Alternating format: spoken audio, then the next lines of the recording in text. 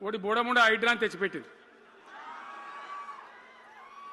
దానికి ఆ హైడ్రాకు ఆ పిసిసి ప్రెసిడెంట్ అని ఉంటాడు ఆయన, కాంగ్రెస్ కమిటీ అధ్యక్షుడు, ఆయన నిజామాబాద్లో పోయి చెప్తుండు, హైదరాబాద్లో హైడ్రా, నిజామాబాద్ కూడా తెత్తాం బిడ్డ, నిజామాబాద్లో నిడ్రా, రేపు జగిత్యాలలో కూడా జిడ్రా అంటాడు. ఇక అది ఏం కావాలి?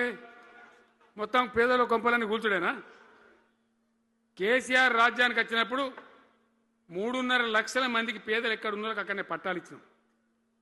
వాళ్ళని ఆగం చేయకుండా పాపం గరీబోళ్ళు 3.5 లక్షల కుటుంబాలకు హైదరాబాదు చుట్టుపక్కల వేరే పట్టణాల్లో కూడా పట్టాలు ఇచ్చిన వాళ్ళని బతకనిచ్చినాం.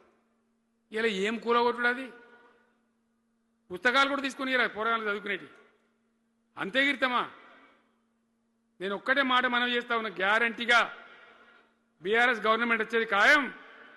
మొట్టమొదటి రోజులనే ఈ హైడ్రా అంటోని ఎత్తి అవతల వరేస్తామని చెప్పి నేను మనవి చేస్తా ఉన్నా. తీసేయన్నా దాన్ని, హైడ్రాని తీసేయనన్నా, పక్క మాటనా?